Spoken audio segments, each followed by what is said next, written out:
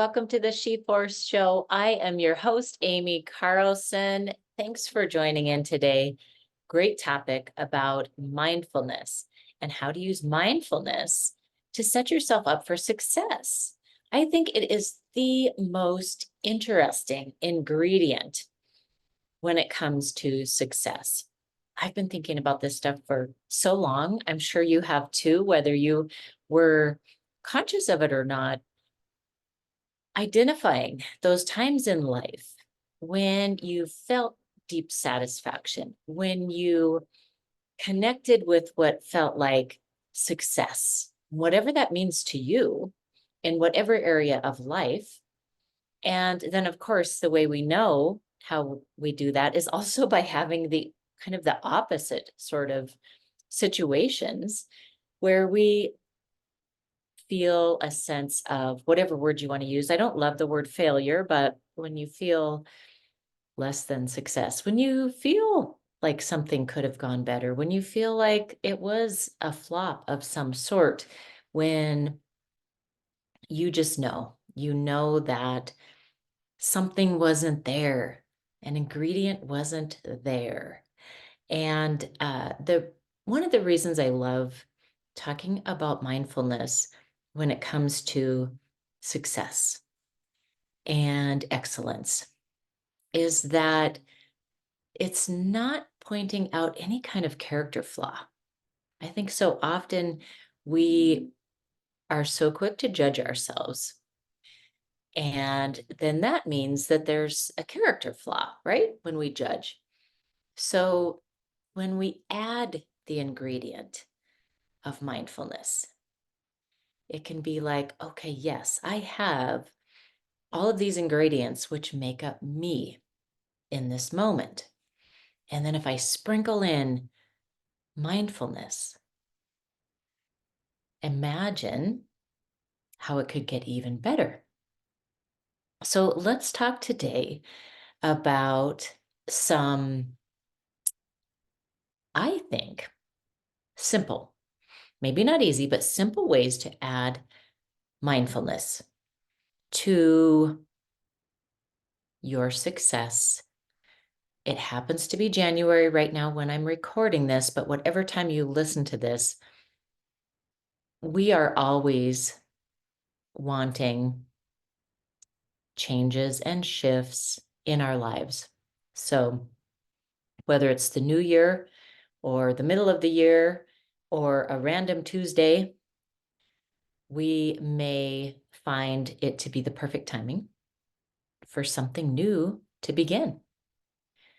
So I'll give you a little backstory about how my first encounters with mindfulness wasn't a word that I grew up with, really wasn't a concept that I had any awareness of until I started into yoga.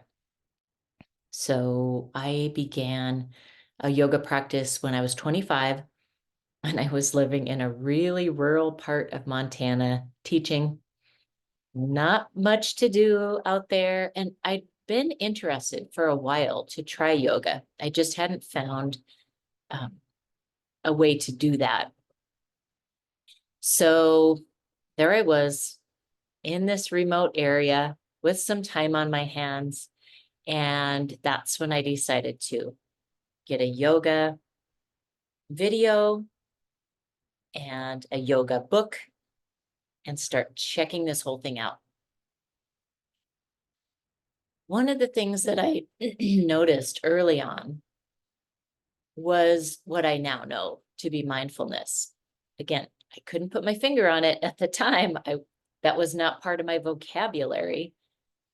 But this idea of breathing, being aware of your breath and moving as you were breathing, that brought me into my first experiences with mindfulness.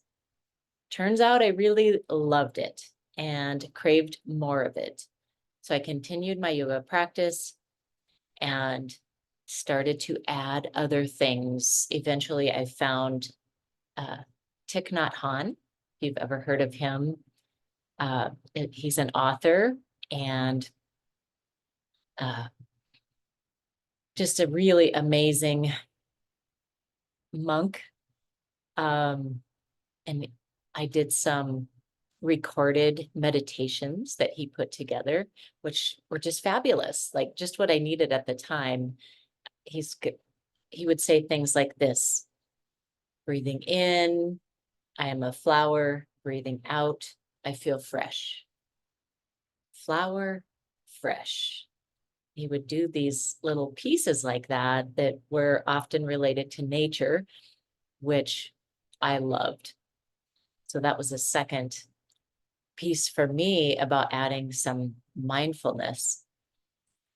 And then I was hooked. So whether I was conscious of it or not, I just continued to look for, connect with things that built this awareness, that added that ingredient of mindfulness. Now it's part of my daily practice. It's part of my moment by moment practice at times. I'm not saying I live it 24/7, but I can connect in more quickly now, sensing when some anxiety is hitting, or sensing when I'm getting overly worked up about something, sensing when I'm feeling very overwhelmed or stuck, and then taking some nice deep breaths. And that brings me into a mindful moment, which helps clear the clutter out of my mind and often can help at least get me to the next step. And we know one foot in front of the other is how we make progress.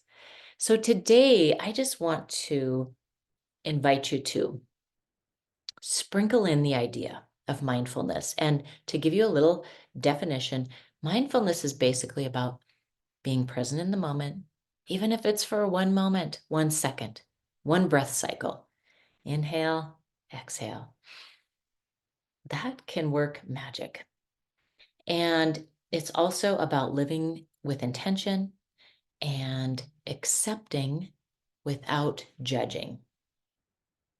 So, pretty big things there: presence, non-judgment, and intention.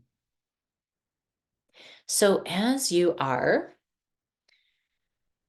going into a new year, or whatever time of year it is, I know that you have some things on your mind that you would like to move forward with. And instead of making it hard, how about just sprinkling in some mindfulness? Here's some examples.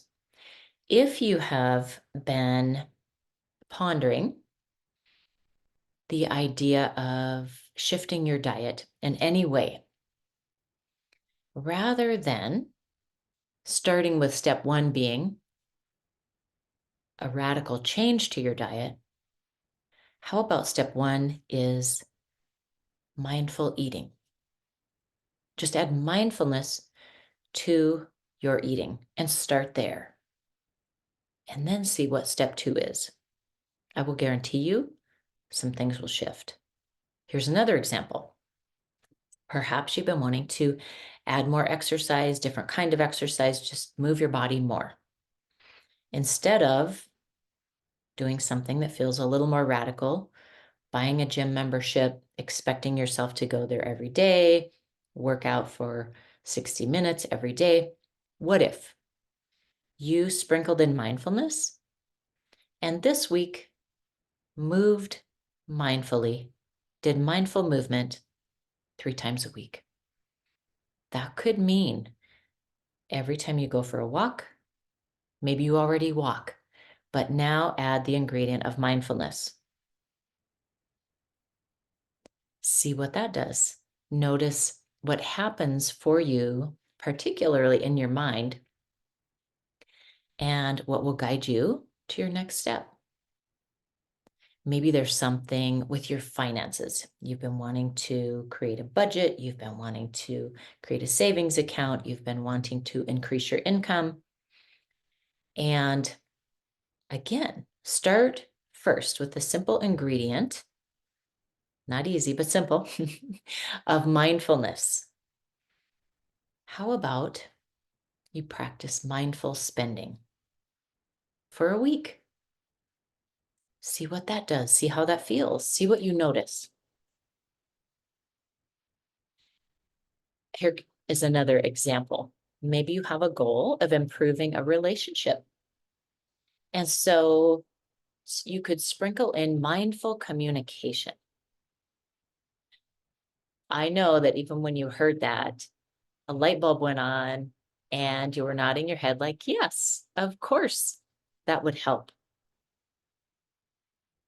So practicing a pause, for example, before you respond or before you speak to that person that you are wanting to improve your relationship with, or maybe you practice with someone that's easier, someone you just love so much and your relationship is going so well. Practice mindful communication in that relationship to get that started. Then apply the mindful communication into the relationship that is presenting a bit of a challenge. So that is my invitation to you. Sprinkle in mindfulness and see. I would venture to guess that just by doing that, you will at least shift what your initial goal is around that. And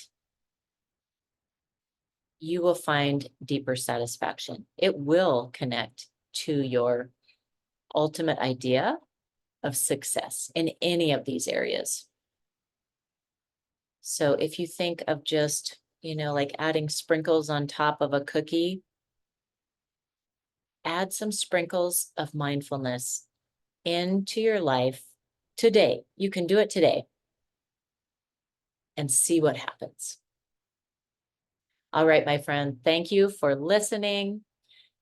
As always, such a pleasure to be with you.